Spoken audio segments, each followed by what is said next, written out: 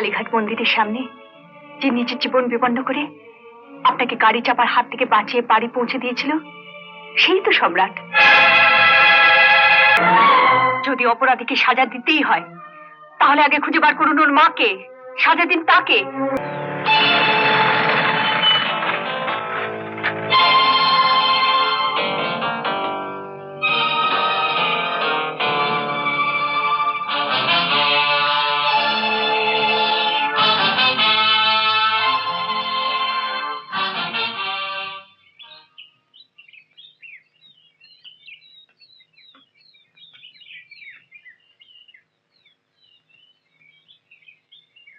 তুমি কার বাড়ির মেয়ে?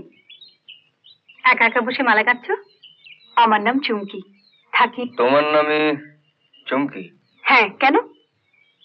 তুমি তাহলে সম্রাটের?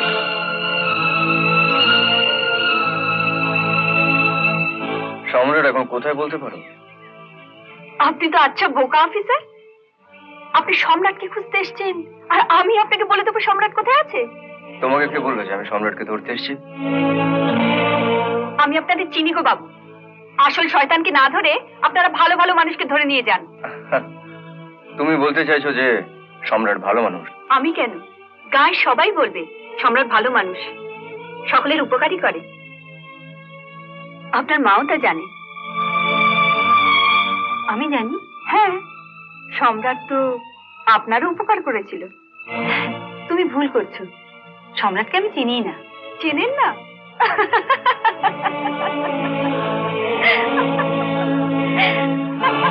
আশ্চর্য। কালীঘাট মন্দিরের সামনে যে নিজের জীবন বিপন্ন করে আপনাকে গাড়ি চাপার হাত থেকে বাঁচিয়ে বাড়ি পৌঁছে দিয়েছিল সেই তো সম্রাট।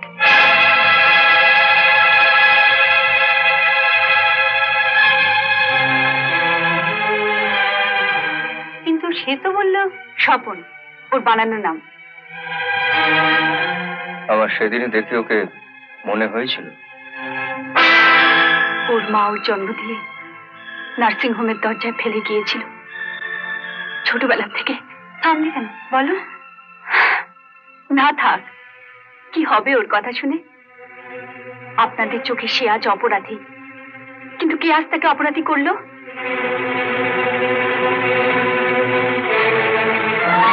যদি অপরাধীকে সাজা দিতেই হয় তাহলে আগে খুঁজে বার করুন ওর মাকে, সাজা দিন তাকে, তারপর বিচার করবেন সম্রাটের।